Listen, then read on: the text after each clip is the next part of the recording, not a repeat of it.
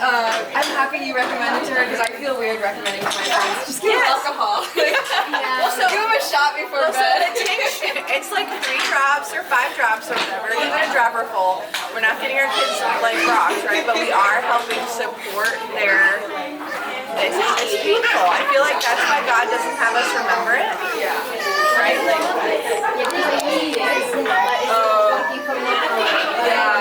That stuff, the clothes like barely work for me. I'm gonna spell like I don't think they're gonna spell different ways.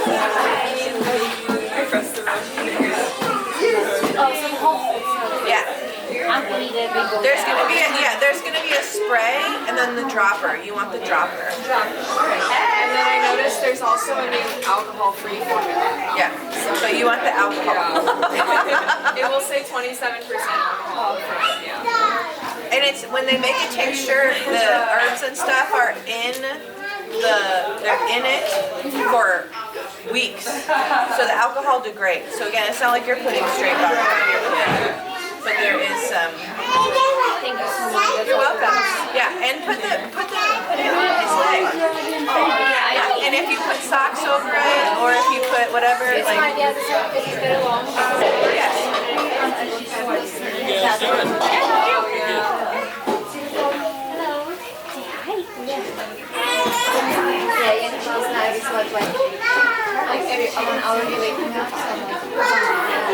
But it also won't be that way forever. I know. I'm just like I'm surviving this stuff. Yes. It is so much. This whole motherhood thing, and the first year is just a roller coaster of ups and downs and insanity. And then you get to 1. So our daughter just turned 1, and it's kind of like we know what to expect from kids. Like our next hardest thing is, you don't feel that way? Because she's already walking. From 1 to 6. Yeah, we know from 1 to 6, yeah. But by the time we get her to 6, we'll have up to 12 done, because we have a 6-year-old. But by 1, you're just like waiting for them to walk, and then your next hurdle is when do you want to potty train and when do you want to wean if you're breastfeeding. Like, and we had a great talk on milk to food that we're gonna do again in a couple weeks. Are you here for the talk? Excellent. Hey, girl. You braid your hair like that yourself? Yeah. Gosh, I forced myself to learn. it's something I've never learned. You just gotta just force yourself. My mom is so good at doing that. I can kind of do it on myself. Not Dutch though, only like this. This is the baby. But you have to like do something. If I do that, like I will have 1/2 this. Honestly, I can barely put my hair back like that anymore. I have like a bald spot right here. That's 1, that's where headbands come in, but 2, I can't even see it. Like, we can't see it. You know. I know. We can't see it. You have so much hair because me, I have nothing there, so that's it. Your hair is beautiful. Hi, are you a princess? Princess Bumblebee. Well, how old is everybody's kids? She is almost 7 months. 7 months? 5? Almost 7. Megan, how much? 7. Okay, cool. So it's like a 7-month team. Yeah. 7-month team. Our strong-willed I think I'm gonna like. Yes. Yeah, no, and it's so powerful. We're talking about strong-willed children. Sweet. Love it. Really, the conversation should be, how do I have boundaries for my kids?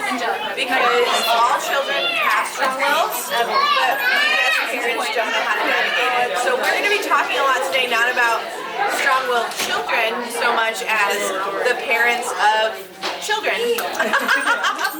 And the moms who wanted to come are the moms that want to learn how to do that. So, and you can, and she's welcome to come in and out. You're welcome to ask questions. Okay. It's going pretty well. We're having a really hard time today. I don't really get the cues, so I don't know. So that's when you have to do like after the dates when you get home, like the easy Okay, there's a stuff. baby. Like both babies. Watch watch your feet. Can you look at your feet and figure out where those are? And then stick it on the like she would away. Yeah, sometimes she does that too. Yeah, I have to. Are you here wait a for the little talk? while. Yeah. Awesome. How old's your child? I have a 2-year-old and a 5-year-old. Get it, girl. We have a 6-year-old and a 4-year-old and a 1-year-old. But I'm Bridget and this is Finn. We're actually the owners of the Enchanted Cottage, if you don't know that. And we're really excited to be here and share with you. We also want to say, so we're going to talk about strong-willed kids today. We would like to be very transparent that we are not awesome at any of these things yet, but they are things that we are actively working on. And I would have loved to have been more prepared for our first son, as much as we're prepared for our third daughter. And so by no means I would say, are we experts at being good at this, but we are experts at dealing with it, that's for dang sure. And have done a lot of research and are retraining ourselves a lot of the habits and things that we have that set us up. The other thing is, after we're done sharing and you guys have questions, which please interrupt at any time, if there's any other parenting stuff you guys have questions about, we're here for you in any way. But what we're talking about strong-willed kids today, and one of the things that people always are like, my kid is defiant, my kid won't listen, my kid wants to argue with me, my kid wants to do this. And one of the most important things to understand about your kids is that they don't have this part of their brain fully formed, your prefrontal cortex, which is the part of your brain that rationalizes things, and the part of your brain that's like, I should probably rein it in right now, right? And what we also tend to see is that when what we tend to see when this is happening is that we don't manage ourselves. So the number one thing that you'll start to see, and I feel like it's really easy for us as wives to see our husbands messing up. Like we can see our husbands losing their temper and then we're like, you shouldn't do that. But then when we're with the kids, we're also losing our temper, we're also losing control. And so those are all of the things that are hard. So one of the things that kids are going to do is the only way that they have to express themselves is to yell and to scream and to say mean things. Today, this is my daughter Karen, we got in an argument yesterday or today, and she said, I hate you and I don't want you to be my mom. I'm like, listen. Right? I've never said to her, I hate her, right? I've never said that to her. But her feeling is so strong because I made a boundary. It was last night. We had our 1-year-old in the bathtub. Karen was not listening. She kept taking the washcloth from the baby and squeezing it over and making her cry. I said, if you do that one more time, you will stand on the other side of me and you won't be able to do it. And she's like, I won't. And then she went and did it again. And that's not because Karen is a bad kid. It's because Karen's like, how do you mean it? And kids need boundaries, they need a line, and if we don't give it to them, then they're going to go wild because they don't have any part of their brain that rationalizes, I shouldn't do this. They're like, well, what will happen if I don't do it? So she did it, and I took her body and I said, I have to put you over here, I have to protect Enora, and she lost it. No, and then she tried to push past me, and you know, guys, you're bigger than them, and you had to put her back. I had to put her back there, and I'd say, "You're not going to do this." And that's when she crossed her arms and got real angry and said, "I hate you. I don't want you to be my mom." Now, when Vincent did that, when he was 3 and 4, it broke my heart. I'm definitely tougher now with around 3, but to understand, in all the parenting books that we've read, and all the parenting that we've gone through, is to realize that she is not saying what she feels, she's saying what she thinks I feel about her. So she's thinking that I hate her and that I don't want her to be my daughter. That's literally the depth of it. And so when she says, I hate you, I go, well, I love you. I love you even when you're mad at me. I love you even when you don't listen, but I cannot let you do that to Enora anymore. And you can see her visibly soften in the moment and be like, okay, but she's like, I hate you again. Again, trying to get a reaction. And I say, well, I still love you. And I'll love you no matter what. And so a lot of the times, you'll see this as your kids age, they'll do something bad, you'll react, and then they'll smile at you. And a lot of people go, oh, they're manipulative, oh, they think it's funny that I'm angry. And what we've learned is that when your child smiles at you when you're yelling at them, they are trying to make sure you're okay and you still love them. So they're giving you a smile and being like, are we okay, or is this gone too far? And I remember being with Vincent, I'd be like, I can't believe you're laughing at this, and me being out of control, which we're all going to be out of control sometimes. I'm doing a talk right now. I'd love to see it after, okay, Vin? Okay, I don't have my, here, one picture. This is the one we learned on, right there. And so, when your child smiles at you in a moment when you have been like, no, you can't do that, or this, that, or the other thing, and they smile at you, I have to say to myself out loud, she or he is trying to make sure I still love them. And so I will say, I am not going to smile at you right now because I am very upset. And I can't say, you're going to say, but you're not supposed to say, I'm upset because of what you did. You say, Mommy's frustrated. I want you to be a good listener. I want you to stop doing that stuff. You don't give the child the power. I'm angry because you did, right? You are angry, but it's not, they don't run your emotions, right? Because you have a prefrontal cortex, which does not finish developing till you're 25, okay? So truly, it's a long time until you have this rationale. So when 18-year-olds are making big life decisions, I always think they're not even doing that with a whole brain. But those are the type of things, and so those boundaries are super important, and allowing your children to understand this is not safe and it's my job. So we were having a discussion actually about a couple that we know that has a teenager, and they're having a hard time with boundaries. And one of the things the mom says is, I don't want to lose our friendship. And something that Ben and I have talked about is that we think it's very much more important to be a parenting relationship than a friendship.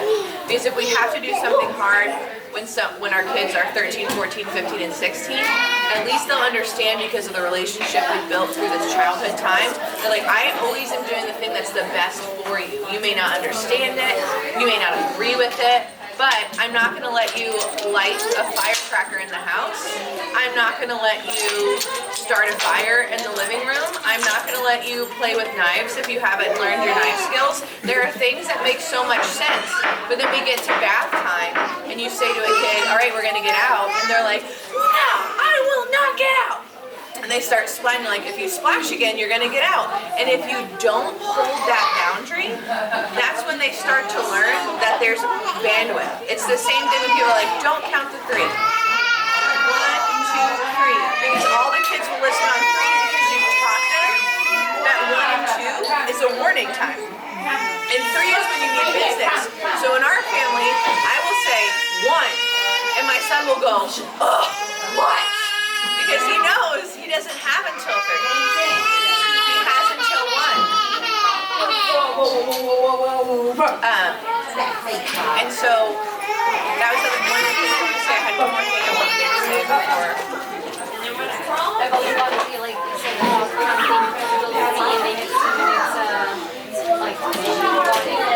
So thank you. So if you teach them to go to 3, then they're always going to go to 3. If you teach them that you are going to keep yelling and saying the same thing over, so you're like, this happens in our house. Please put your sister down. Put your sister down. Put your sister down. Put your sister down. Like my kid is looking at me right now. He's like, I don't have her. I don't have her. He's like, my sister. Are you watching? She's so Yes, she's that's my mother-in-law. She works here. But my son, you saw my son literally look at me. He was like, I don't have her. He heard my voice saying that. But if we teach them that we can say it 5 or 6 times, but if I say, put your sister down, then I have to get off my room, I have to go over there, and I have to say, I can't have you hold her, I need to protect her. I told you to put her down. Or he's going to learn that he has until the 3rd time to not do that. And so we're teaching and training our kids every time we do something. things that we have ever learned, and the philosophy of this place, Spaces Waldorf, our kids go to Waldorf preschool, but the number one thing that we have learned is that kids don't understand time. And so you need to give boundaries with time, but if you say you have 10 minutes, they have no idea what 10 minutes means. 10 minutes, 5 minutes, 2 minutes, 1 minute, they also say, but if you say, hey, we have this much time until we're gonna go, and we're leaving the park, and then you go to them a second time, hey, there's this much more time until we're gonna go. And then you walk up to them and say, all right, the time is done, it's time to go. You will be in shock and awe when your kids go, okay. But if you're like, oh, you've been on your phone and you're like, oh my gosh, I didn't realize we were supposed to have 10 minutes, go, hey guys, we gotta get up and go. Your kids are going to melt down. Because if you were working really hard on something and time got away from you, and then your husband came in the room and was like, hey babe, put that down, we gotta go. And you're like, I'm in the middle of this, I can't stop. Like, I didn't know, like, or if he's like, we gotta go, and you've got cookies in the oven, you're like, I can't just leave the cookies, they have a set time. But your husband just said, we're out. You would be like, no, I'm not going. I have this thing I have to finish. And so by saying, hey, we have this much time, we have this much time, or if you have forgotten what time it is, just saying, hey, I'm really sorry, I forgot to give you a warning, but we have to go right now, and I know that that's really hard, and next time we'll stay at the park longer. Having that empathetic conversation with your kids is really great. Those are the type of things, like that communication and doing those things, those are like the number one things that we've learned. But this visual time thing has been huge in our family, because our kids, when they're at school, they'll be like, all right, it's this much time till we have to clean up. All the kids know, like, okay, I have this tiny bit of time, and then I have to be done with this, and we're moving on to the next thing. And how much often do you have to remind them before children make each time and then This time and then it's that. Just 2 times. Yeah, and you can just say, hey, we have a lot of time left, and then we have this much time left, and then we're gonna go. And you'll start to see, or if you get, is why we have the visual timers here, so when kids wanna share, my daughter Nora is holding one right now. Abuda, can you just show them the timer real quick? So see this giant visual timer? Oh, okay. So it has sand in it. Oh, So if like you were gonna say, if between 2 kids, oh, they wanna share it, you're like, all right, I'll go get the timer. And you can turn it over, and then when the sand goes through, they'll literally, Vincent will hand his sister the toy. That's good. Because It's on like a yeah. it's so hard to understand that. But it makes the biggest difference. Times that bring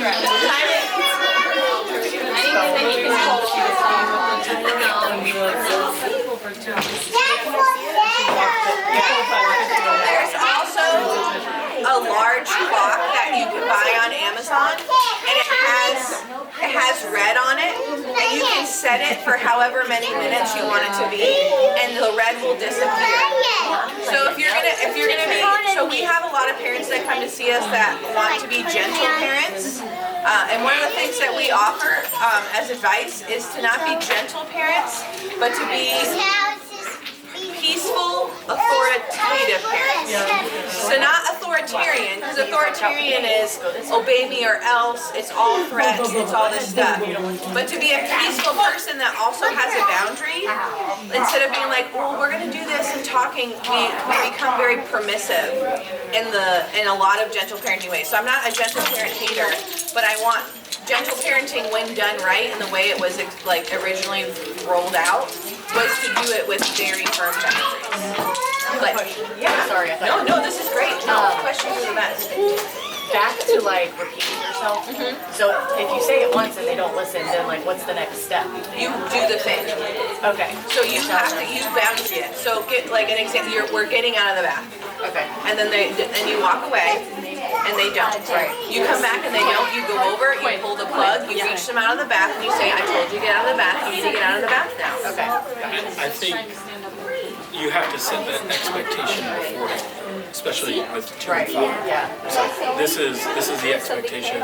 If this doesn't happen, this is the consequence. And then that's because then without that, then it's like what's happened? Like there's too much unknown. You're also training your kids. Right. I repeat myself so many times I didn't even realize that was like a thing. But it's like training them. I'm like, oh my gosh, I say things like 10 times. And finally she does it. Girl. Something that I've been trying to do because our kids are big exact same, is oftentimes in parenting we just have game situations. We never have practice. And so trying to create situations where there's no leverage at all, but you have a practice scenario. And so playing Simon Says with them, playing Red Light, Green Light, where it's like you can listen and you train them to listen, but it's through this fun activity.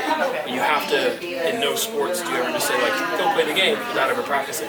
Or our kids, we constantly go, let's try this thing, let's try this thing. We never practice, and so we set them up to fail. So I think practicing is good, but also setting the consequence beforehand. And then what you said. So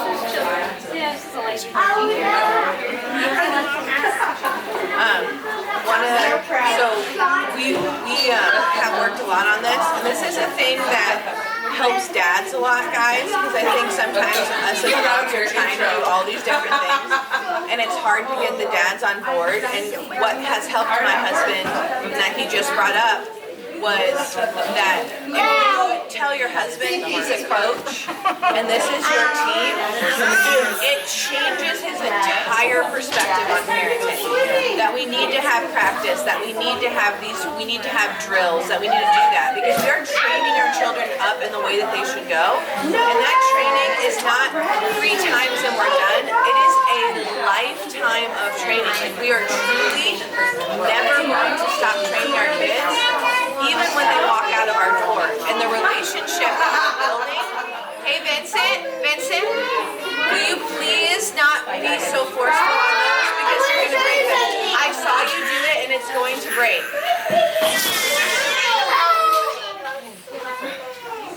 That's the last time. That's the last time. I know, it's seen better days.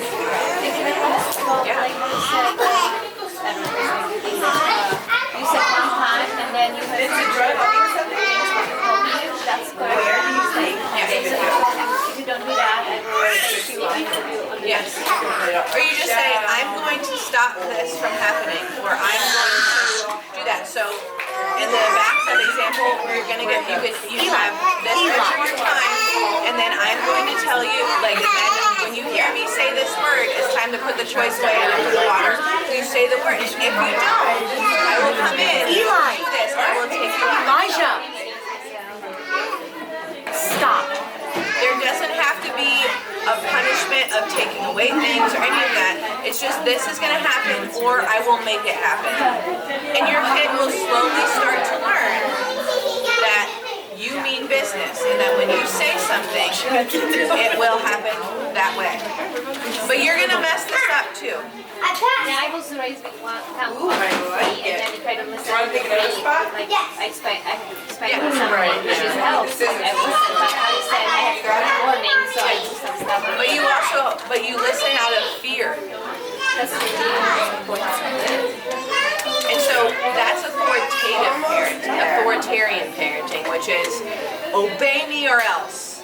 And if I don't smack, but what we've learned, and I'll tell you this right now, because we will spank at when there's danger, when there's pain, when there's that, and like we don't want to. But sometimes it's like I don't feel like I have another choice. But people who get hit. So my kids smack each other, and because we model that to them. And like I'll tell you, when Vin was little and Karen was little, we popped them more than ever. And now it's very much reserved for you ran out in the street and there are cars. And like I don't want the consequence of you getting hit by a car, but I am going to have you remember this moment. And so we don't want to hit. It's not normal. It's not like every time you do something wrong you get abused. I think there also has to be that connection point before discipline. Yeah. And you have to have that connection there because you just get spanked around. Like, what is that even about? Again, that's what just creates a habit. But I think there's such a fine line. One of the books I was listening to, it talked about the story. If you could imagine, I told this thing in Bible study. So imagine if there was a police officer who was checking your speed and you were speeding 35 miles an hour and you were going 60 miles an hour. And all he had was his radar gun and he just yelled and pointed at you. Like you would not obey him at all. You would probably speed more just to see what would happen, right? The other guy in the Bible study, he said in Africa that's actually how it is. Like they just have these, he said they just have like these strings or something, and there's two cops, and if they want to pull you over, they just pull up this string. There's one cop on one side or one cop on the other. They just have a string. They don't have a car, they don't have anything but the string. And he said he was in the car and they did this thing to him, and the interpreter just said, just go right past it. And they just drove right through it. And he said, but in the same scenario, if you see lights behind you, there's an immediate consequence, and that police officer doesn't have to scream, they don't have to yell, they just come up to you because they have an authority. And if our kids don't see us as the authority, they're just going to keep pushing the boundaries, essentially doing whatever they want. And he said, you do that to the police officer in Africa, but if there's military and they have an AK-47, you do not do that. And so that is where there has to be a line of discipline, because the kids are going to push to see what they can get away with, essentially, not in a bad way. But you need to have that discipline, and you need to be consistent with this. Because then again, if not, you're just like, well, is this a time where mom is serious, or we're just kind of doing the 1, 2, 3 this time? And the more consistency you can have, the easier it is for them to understand. It's really important for you to have this conversation with your spouse and get on the same page. And I really, again, that coach and training thing, that changed a big deal for us. The other thing that we do is the consequences, we'll have them stand at the wall. So it's kind of like a timeout, but we're still there with them, because they're the people that are like, you should do a time in. We tried the time in thing, and it really didn't get through to our kids, but like where they sit in your lap, and you're just like, okay, you just can't do that, but you're gonna stay with me. That was not, it didn't work with our kids' personalities. But the time at the wall, they stay there, and we're just like, hey, do you know why you're at the wall? Oftentimes kids don't, because they're so lost in the haze of whatever, that they did something and there was a consequence, that their mind completely blanks what they did wrong. So once our kid will calm down at the wall, we'll say, do you know why you're there? And they'll be like, yes. We'll be like, okay, what is it? And they're like, I don't know. And I'll be like, you're there because you picked up the baby not to. Right? I know, yeah, she's super happy. Everybody looks at me when they do that.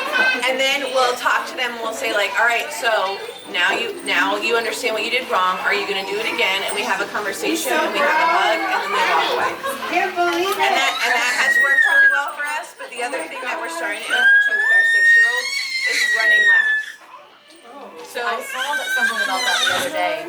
And so there's a basketball hoop. We live on a cul-de-sac, so it's very safe. One in the street. Literally, there's a basketball hoop at the end of our cul-de-sac, and so he has to run back and forth 6 times because he's 6 years old, and he doesn't want to do it. And I said, if you walk at all, you'll do 7. If you don't walk, and then he's like, I'm not going to do it. I go, well, when Daddy comes home, you will 100% be doing it, because Vin will be out there and do it with him. I love him, but I'm not running 6 times. Should I probably for my health? Yes. But to make it not fun, but that's one of the consequences that we've gone to, because the other thing is, if you have a kid who is tired, who is hungry, and who has not gotten their energy out today, those are all things that are going to set your kid up to fail. And so sometimes we'll say to Karen, like, Karen, you didn't eat lunch or breakfast, so you're feeling grumpy because you're hungry. And your breakfast is still there. You need to eat it. Because we don't offer snacks if you don't eat your food. Like, it's just like your food, I'll leave your food on the table the whole time. And if when we get to lunch, your brother is going to have new food and you are going to have breakfast still. Like, we're not doing this. And so that's just how we do it in our family. But those are all boundaries, and those are all ways to do it. And again, we're not perfect. When we're tired and hungry, we are also more yelly and have less time to have patience. But you have to get, this is our favorite saying, so take this home with you. But you only have to get parenting right every 3 out of 10 times that you try. And your children will still be a success. That's statistically proven. So if you have to just apologize those 7 other times, explain that mommy or daddy didn't do the right thing and that you're going to try to be better, and you're showing your kids how to say they're sorry and that it's okay to be wrong as long as you can make it right. And that's it. That's our chat. You have anything else you want to add?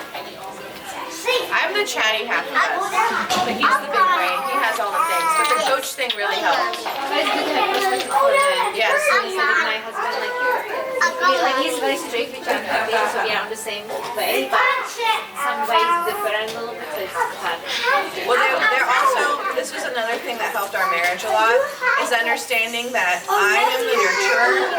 I'm the one that my kids are going to run to when they're hurting and all that, but he is the strong, tough guy. He's the leader, and the way that he helps our kids, leads our kids, and parents our kids, as long as we have the same mission and goal, it's not going to come the same from him. So we don't want to turn our husbands into mothers. Like, that's not their thing. Now, if your husband's going on a rip-roaring beat fest and that's not where you want to go, then it's time to have a conversation. Or just say, like, it seems like you're maxed out. Do you want me to step in? Do you need a minute? I think it's also the same thing that like, you don't want your mothers to turn into fathers. Yes. And so the other thing about this is that a mom has to step into her masculinity, especially with boys. And at this age it's fine, but as the boys get bigger, she doesn't have the same testosterone level to match them. And so at a certain point, the boy will be able to supersede mom in strength, and that's really where like dad is needed to follow, while mom is needed. Which is 3 to 4 years old is when the boys start getting inexhaustible amounts of testosterone. Some people are like, wow, my 3-year-old is insane. It is actually testosterone. And it's the same thing with girls with estrogen. If you see your daughters getting really, really emotional, they start to get really big drops of estrogen at that same time. And that's when you feel like, wow, my daughter's like out of control. She is. And you know exactly what it feels like because you've been on a cycle before. And they're just starting to learn that stuff. About the potty training, because I tried potty training, but my husband refused to potty train when I was born afternoons. So that's really bad. And I know this way how to do that. So like how I can explain to him I hear that, or I should leave him without potty training. Well, does he want him potty trained? No, he's lazy, honestly. I think it's like lazy because you have to put him, you have to check on him, right? And he doesn't like really like that because he just like letting him be on his side on the couch and chilling with him. But that's it. And then it's so hard. And then say on the phone or computer, I'm like, I don't want you to people watching that. It's like I can control that. Like I try to be super with all this stuff, and he won't just speak, so he'll do everything like confused for the electronic stuff. I'm like, oh, so that's the problem for me. Like, I think from the dad's perspective, you guys should sit down and figure out how do you want to parent, and I think even more than parenting is just a tool to get you to what you want him to be like when he's 15, 16, 17. And so I would just sit down and have a discussion, just like, what are your goals for parenting, and what do you want that to look like? And I think that just big picture, just because I think you can get on the same page with the smaller stuff, but it's like the specificity with potty training, just being a dad versus seeing Bridget mother. You guys have an innate awareness of what they need more than we do. And so you can see his cues that like, he needs to go to the bathroom, whereas we're pretty oblivious. And it's not even, I don't think it's like a not wanting to, but just, I think even if you can just say like, if once you get on the same page, like, are we going to potty train? I think it would be beneficial for your husband to just say, these are the things that I look for. So if he's just eaten within the past 30 minutes, if he's making a certain face, if he's doing these things, then I would just try to go put him on the potty, because again, for us, it's not as evident. You just have this natural mothering thing. For us, it's very much, it has to be a learned skill. And so I think if you could just give them insights from what things you're looking for can also be helpful for him. The other thing that I would say, just having done lots of these conversations, is also saying to him after you have this conversation, like, what do we want, and like, do you feel like I want to feel like I can bring things on the table to you that we can discuss, and it's not just like you're going to shoot down every idea, but he's also feeling like, gosh, every day you bring a new idea and it's a lot for me. And so what I would say to him is, what if you don't feel like supporting me in this potty training thing right now, when do you think? And his answer might be when he's walking, which is well before the common potty training time, right? But if he's like, if he can't walk to the toilet, I'm not interested in training him. And that way you can continue to work with him when you're with it, but you know that your husband has given you basically a boundary saying like, I don't want to carry him to the toilet and hold him there.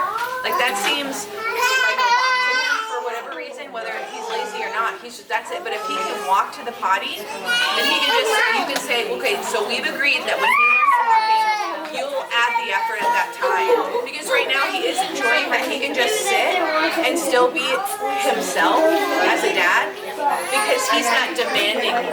But once he's crawling, he's not going to sit there. Your husband isn't going to get that time, and it's not because you'll do anything, he's not going to tolerate it. And then saying like, this is the danger of screen time, this is what it does to brains. They say that it shouldn't be exposed until 2. So is there a way while he's chilling that you can make sure that he's not looking at that? This is really important to me. And those kind of conversations, and just like statistics and stuff like that. But it's just like, I want our son to be the smartest, most developed, empathetic, and he might be like, I just want him to be the captain of the football team. And then I want him to get a good job. And I want him to have good grades. And if he's thinking all those things, there's ways, and you can come back to us when we're reset. We can show you things about what happens in babyhood that will set him up to be better that way. I just think about that. It had to be working on the computer too, so I could understand that, but not for like fun in the moment. And to probably just sort of reminding him a little bit because like once in a while, just tell him, hey, that's not a good idea. But giving people a why is really important. I think, yeah, you guys should have the conversation just again, like, what are your goals for him? And instead of telling him it's not a good idea, let him come to that conclusion on his own. Because you just telling him it's not a good idea, it's like kids, like, don't do it, like, okay, we can try it and see how it works out. But one of the things like Ben's been changing the diapers is both of our kids were potty trained between 2 and 3. 1 and 2, somewhere around 2. Yeah, my mother-in-law didn't want to do it. She stayed with us that summer both times because they used to not live here. And so I was like, gosh, it was Nora. And he's changing her diaper and he's like, when are you going to get potty trained, girl? I'm like, she just turned 1. I said, well, when she starts walking, which has been the last 2 weeks, we'll start having her wake up, walk, and we'll go to the potty. We'll sit on the potty together. But that also means that he knows, since he's initiated this earlier potty training for us as a family, that he's going to have to do it. Yeah? You said that just right 3 days ago? Yeah, you were like, what are you going to be potty training? Yeah. So I feel terrible. But it's like, it's not, but like it's they're not helping us, it's their child too, yeah. I was having the same issue yesterday. I do elimination communication with Maya. I don't expect Jacob to do this, but I was cooking and she was like having her dirty diaper yell. And I was like, he was like, oh, I think she's hungry. I was like, have you changed your diaper? And he's like, oh no, I forget that she has a diaper. He's like, yeah, I was strapped on my head as a baby. It's like, don't ever say that to me again. So, but these are the same guys that can't put their socks in the hamper. These are the same guys that you're like, yes, that you can just say, like, can you get the charger? And they're like, where? You're like, the charger that's right there on the thing. Like, I'm actively nursing, can you get it? And they're looking, and they're like, where? And then my daughter, who is 4, will walk right over, grab the charger, and he'll go, oh, I didn't see that. And in our mind, we're like, how did you not see that? They literally don't see it. My son can't find anything. This is a very common. I just had a conversation with one of my best friends about it. She was having a hard time because she was cooking and her daughter was freaking out during 6 months and her husband was playing video games. They were on vacation with other friends. And I was like, a lot of times you just have to say, as annoying as it is, like, hey, I'm doing this, so while I do this, I need you to grab this. And 9 times out of 10, like, they're just like, okay. but it's just, with us, we're like 500 arms just doing it all. Men are With them, waffles. they're clocked in, so. They're focused on their thing. Because I tried so nice to tell him, like, flip around, and he told me, no, I need to know exactly what you want because I have no idea. So he told me, if you want something, just tell me. Don't do like crazy turn around because I have no idea what it means. So much. It's really helped, I think, since it was my first, now that I have two, it's been, because it was hard for me in the moment, I think, to feel like, okay, I'm doing everything right now, and you're sitting there hanging out, and then you start to feel resentful, it's natural. And so then I would be like, okay, take a step back, Allie, right now I'm doing it. But last night was he doing a lot, and I was not doing as much, so like trying to reflect on myself too, but then like if you need help, say, okay, let's split it up. How can I do something and what can you do with that communication? Or how can we both do something so we both are on the same page? Well, and that's what we, especially as you get more kids, this becomes easier, but it's just like, who's running the ship? So like, if one of us has to go to the bathroom, we have to communicate to the other one. Like, you have the ship, like, you have the kids, I'm gonna be doing this. Because as a woman, we can't go to the bathroom with everybody with us, but he goes to the bathroom and no one is ever with him. Why? But if I say to him, I really need a minute, can you get the kids while I go to the bathroom? He'll do it. But he's not gonna think, well, he's gonna think, wow, then my wife and the kids are gone right now. What a great moment. I wonder if she needs help. But so if I'm like, the ship is yours, then he knows he's got the kids. Or I'll be like, hey, I'm gonna go outside. Do you have the kids? And we'll have this conversation where we like talk about that stuff. But before we had our first kid, it was just him and me not understanding what each other needs. Shut the door, Ben. To be fair, there's like the gender stereotypes. It's like, yeah, like, there's something inside of a woman's DNA that just makes her better equipped for that than a man. Everything. For everything except moving, like giant stuff, hunting, wrestling. But I think that's where, Taking out the again, trash, you guys, men. again, just trying to give a different perspective, because obviously you guys are only in your brain, and I think you guys have a gifting for mother, that all of this comes, I wouldn't say necessarily supernatural to you, but way more natural to you guys than it does to us. Like, we had a conversation about, like, if you hand a man a newborn baby, that baby's not going to survive for very long. Like, it's just not a skill set that dad is born with the majority of time. But the majority of time, if you hand a newborn baby to a woman, like, I know how to do this. Even at 4 years old, Aaron will pick up the baby and start nursing the baby and changing the baby's diaper at 4. If you hand Vincent a baby, he's gonna throw it on the ground. It's like it's just a different wiring entirely.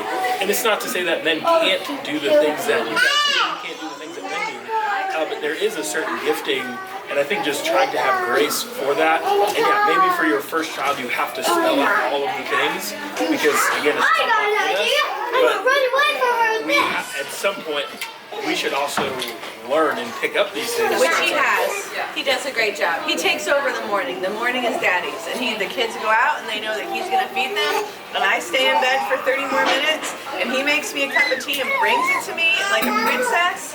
But again, even like when I have the kids by myself, I am never in the house. It's just like, I'm taking them outside, we're going to the park, we're riding bikes, we're out, and we're going on a hike, we are moving, we're not staying in the house. Whereas Bridget could have the kids in the house for hours. Just like, And it'll be clean. It's not what we do. Our pastor says, he goes, if I have the children, I can either have them all alive and have a dirty house, or have a clean house and I've probably lost one of the children. He's like, so I opt for having the children alive. And it's like, it's this thing where it's just like, he truly cannot manage. He had the kids for the weekend a couple weekends ago, and I came home and I was like, wow. But in one day, I could bring together what he could not. And it's not like, oh, you just don't care. It's just not his skill set. Like, and so it's again, that it can be frustrating and resentful, but also I don't want to go on a 3-mile hike with our kids, which he took all 3 of our children, and went on a 2-mile hike and had the baby on his back, carrying Aaron, and teaching Vincent for going to the Grand Canyon. So he's like, we're going to train to go to the Grand Canyon. They had backpacks with water on. He had the whole thing. I never would have thought of that. I never would have executed it. But that's what he was like, well, we're going to do this hard physical thing, so let me start training the kids now. And so he excels in that. Or if they're all outside, he'll get them all working together to do these things. Whereas that's not, I can do that inside. And just understanding, like in our castle, he's got the outside and I've got the inside, and that we can work together on so many things. Hi, baby. You Yeah, this is her learning. She took her first steps like 8 days ago. She's so cute. There we go. Yes. I have to say, like, yeah, like, I'm a chicken man because without him I can survive. I don't say, like, I don't want to make him like another mom. So, like, I sometimes, like, help with some stuff, like, with the electric. But, yeah, I just want to put it this way, like, I Yeah, definitely. I hid Jacob's phone yesterday for 6 hours. First time. The TV cord, I don't know where that went either. We have a I just say we have a little bit like on the road, so now Yeah. it can be because he reaches good things for me. Yeah. But I had forgotten mine in the car, like when I came back to the car, I noticed. I always put the songs for him so I can even use it, which is always sweet. Like,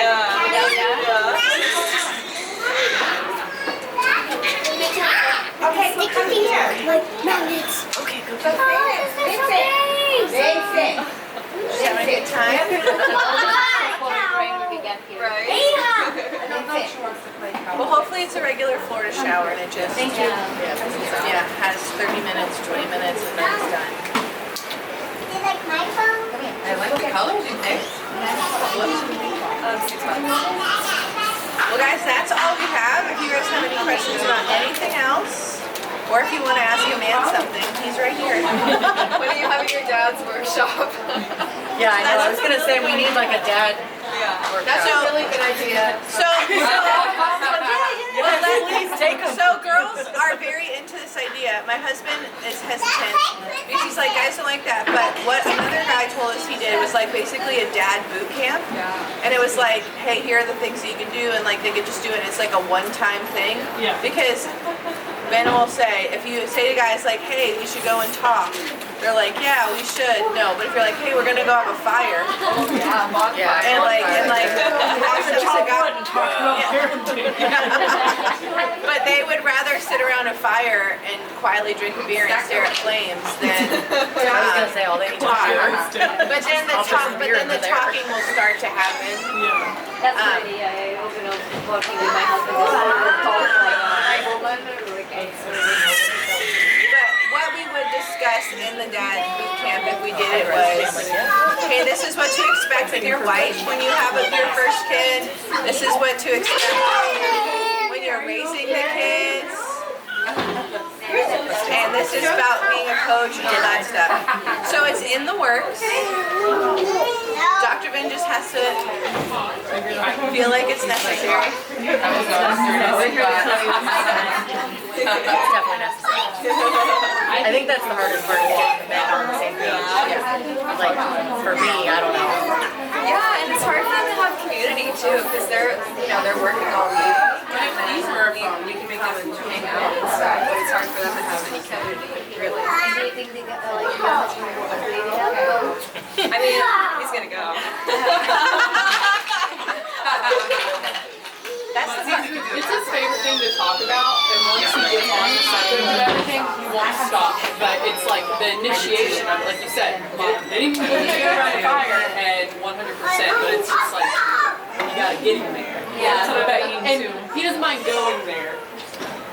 It's just gotta have something else too. Yeah. And like after working all day and stuff like that, coming home and still getting coaching from your wife, it's like,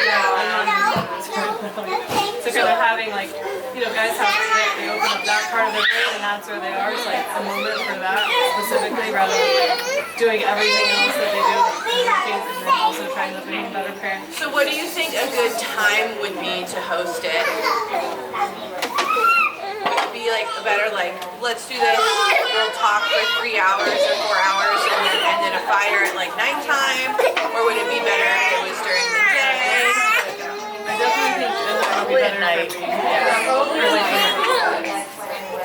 And then like a one and done thing, a couple of weeks in a row. One and done thing to try it out. Yeah. And then like maybe get feedback like, do you want to do this again like in a couple months from now, you know, that way it's not too much of a commitment. Yeah.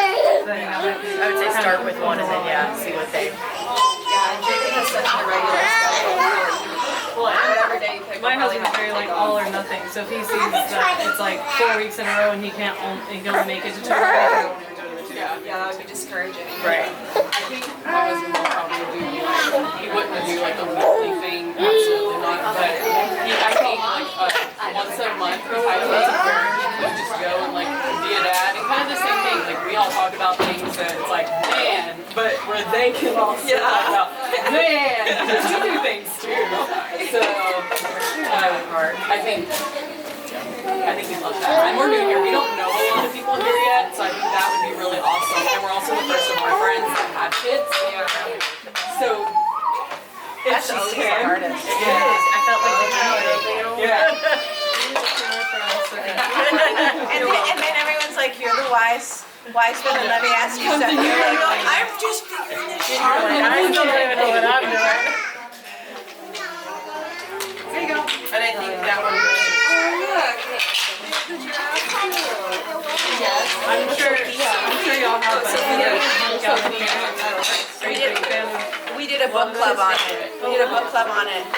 We're actually going to upload. We recorded all of it, going over all the six parenting books of the book club, and we're gonna upload it into a portal for members, so you guys will have access to it and be able to watch it or watch it with your husband or play a clip of it.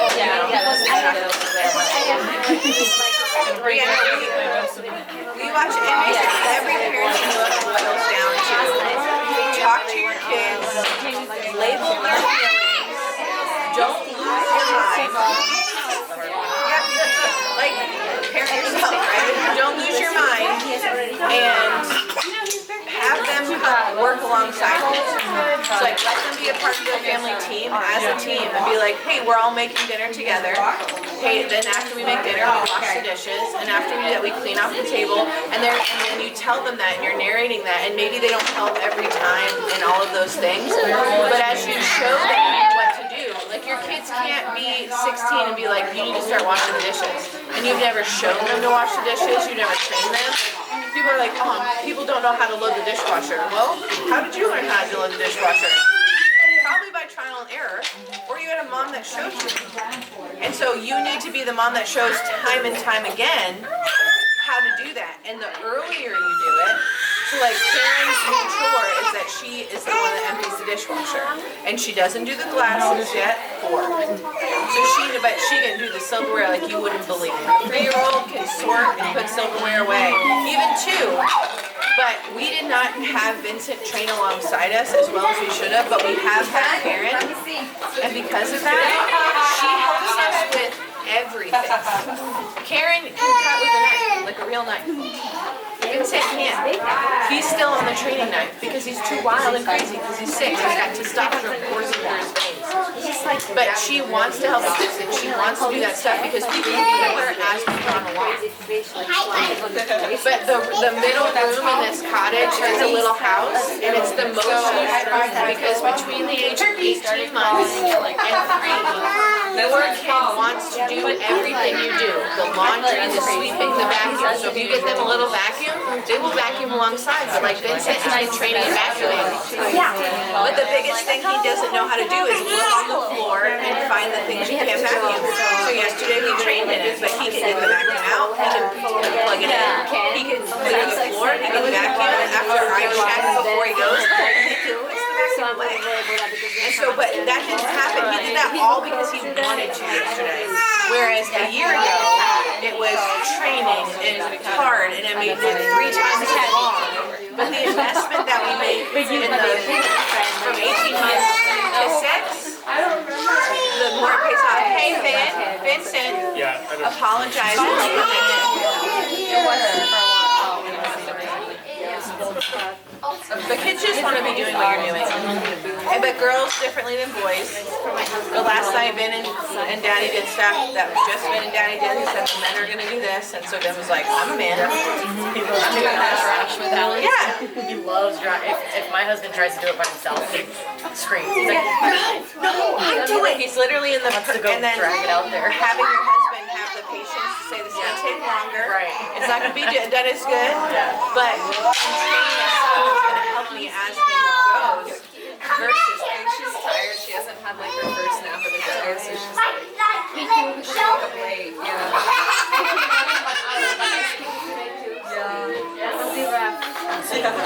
He gave me that bag. I'm almost done with that. that was all we had. There's 3 more minutes that the cottage is open. So go play, go enjoy, chat with yourselves. We're here. We are no, gosh, I would love 6. But I turned 40 this year, so we'll see how many more God gives us. But we're not gonna stop trying. So as many as God gives us. And then when He closes my womb, so if I have a kid at 50, I have a kid at 50. Yeah, but I would love to have a large family. And statistically, ladies, just to put this out there, 4 kids has the 4 to 7 kids has the highest success rate in children. You have the least instance of drug addicts, not paying their rent, all that stuff. It's the highest success. 4 to 7. Yes. Because once you go,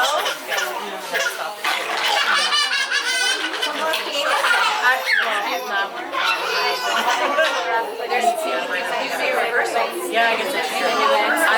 I told myself, like, I always wanted like 3, maybe 4, like growing up, that was like my dream. And then I had, my daughter was like the perfect pregnancy. And then I had a miscarriage. And then I had my son 7 weeks early, and he was like the most difficult pregnancy ever. He was preemie.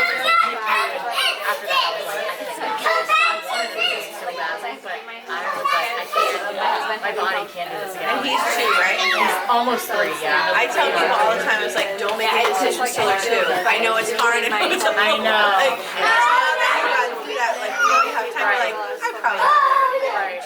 And sometimes I'm like, I can definitely just get it. And there's other times I'm like, oh my gosh, I'm glad this is my Well, last. I was holding my 1-year-old the other day, and I literally said to her, and I was like, I just wish I was your grandparent. I'll be able to give you to someone else.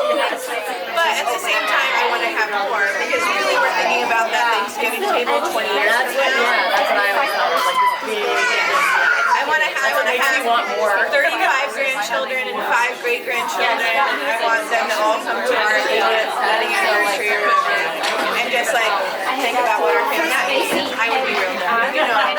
But when we're 80, our 50th wedding anniversary, he's so good at math. Is that statistic for kids that are your blood, or like what if you had 2 and then you adopted a baby? I think that would work because they're the part of the family team. Because as long as they're raised up together, they're going to know what it's like to have you 2 as parents. So when we go to heaven, our kids have each other.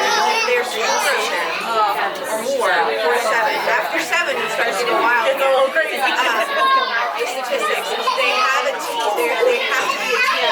Because once there's 4 kids and it's only 2 parents, other kids have to help. They have to become part of the team. And so we've seen the shift since we went from 2 to 3, is that our kids work together to get the baby happy. They work together, or Karen and Vincent will be like, oh, mom's with the baby right now, so we'll go play or whatever. Yeah, and so it helps them not depend on you so much, and it gives them autonomy and responsibility and things. Do you notice that your 2 older kids don't argue as much and fight as much when you're like with the baby, or no? I just wonder, because I'm like, my kids are always at each other like constantly, and I'm like, I wonder if I also see the bond that's happening between my first and third. And so my middle is feeling very left out. Okay. Which makes me want to have another baby more than anything.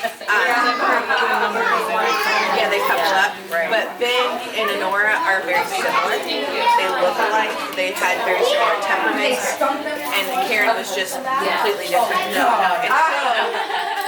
they're bonded. And I can see Karen being like, I want a pal, or I want a person to be responsible for it. Because Honora will ask Vincent to pick her up, but he won't Karen. And part of that's because Karen is 4 and she doesn't have the strength that a 6-year-old has. And so it's like a whole thing. But we would the Ferraris to come into the house and the room shake as we're all thundering in. Everybody knows that we've arrived. That's what I decided. Can't just be one. So twins. Oh my god. I mean, the twin moms are legends. It's It's a lot. well, they're 8, so they're like amazing. But they have a third, and it's a boy. So the twins are girls, and then there's a boy, and he feels like super left out. So I can tell that he feels like ganged up on. He also will have 3 moms though. Yeah, right. Well, he's older than them. So like still, they try to tell him what to do, and they gang up on him, and he's like, oh, why does everybody take their side?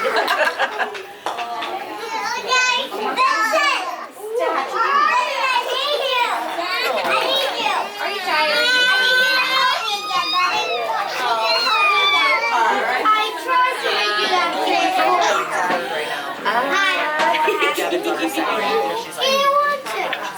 But Kayla's on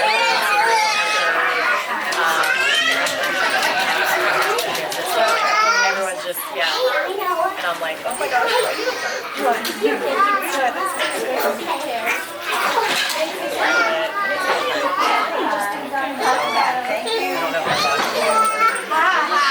logistics of like, after having a miscarriage and It's your husband's health. It's your husband's health. It's thinking the miscarriage and that he was born early. Those are both placental issues. Really, it's his sperm. So you have to make him healthier. That's all it is. I wasn't gonna tell you, and then you kept talking about it. I was like, I didn't tell you. That's interesting because so then, like with my daughter, I just happened to get a good one then against her. Also, it takes 60 to 75 days for the men's sperm to turn around. And so the healthiest is traditionally the beginning. Now there are people that lose babies immediately, but the men's health is determinant of morning sickness, of gestational diabetes, of preterm labor, and preeclampsia. All of that are placental things, and the placenta is built by the sperm. Because if you had the blueprint to build a placenta, you would have one in you all the time. But you only can make it when you're making a baby, so the man's sperm brings that blueprint in. And so the health of your pregnancy is determined by how much he brought to the table. Wow, that's interesting. Oh yeah, that's So awesome. miscarriages before 15 weeks are traditionally a sperm issue. After, there can be genetic It was 11 days, Yeah, so in that zone, that's... And then there was only 3 months. All right, but you ready? Miscarriage, and when I got pregnant with my son, so I think that